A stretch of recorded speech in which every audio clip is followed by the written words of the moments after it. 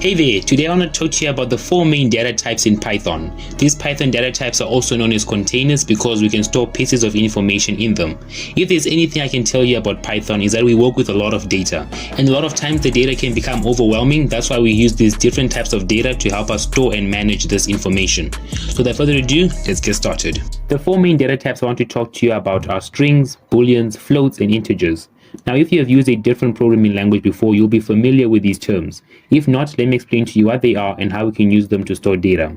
The string, or the abbreviation str, is anything embedded between quotation marks. So it can be a name, a number, or even a sentence. For as long as it's embedded between quotation marks, it's known as a string. It doesn't matter if you use double or single quotes. At the end of the day, it's known as a string. The next one I want to touch on are Boolean values. Now, a Boolean value is a true or false statement. And in Python, the true or false statements always start with capital letters, and they are highlighted depending on the text editor you're using, but most of the time they are highlighted. So if you replace the uppercase letter with a lowercase letter, it's no longer considered a Boolean value. We use Boolean values to specify a condition. I'll explain this in detail a bit later in the course. The other data type we have is called an integer, or it can be abbreviated to int for short.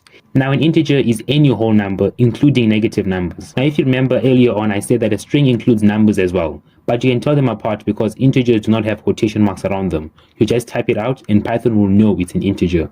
So in other words, strings have quotation marks around them and integers don't. And last but not least, we have floats. Floats are like integers, but the only difference is that they are decimal numbers.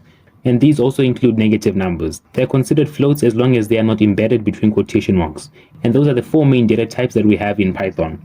You'll be using them very often, and before I end of this video, I have a little challenge for you. I'm going to put random data types onto the screen, and you have to say whether it's a string, a boolean, a float, or an integer. You can pause the video right now, and let's see how much you understood about the 4 main data types.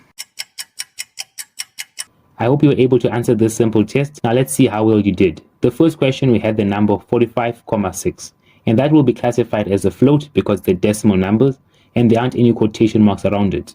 Next, we had a short sentence, I'm learning Python. Now this sentence is a string because it's embedded between quotation marks. Then we had the number 45. This is also a string because it's embedded between quotation marks. So is the question after it. That's also a string, even though it's a decimal number. Next up, we have the number 5, and that's an integer because it's a whole number without quotation marks or decimals.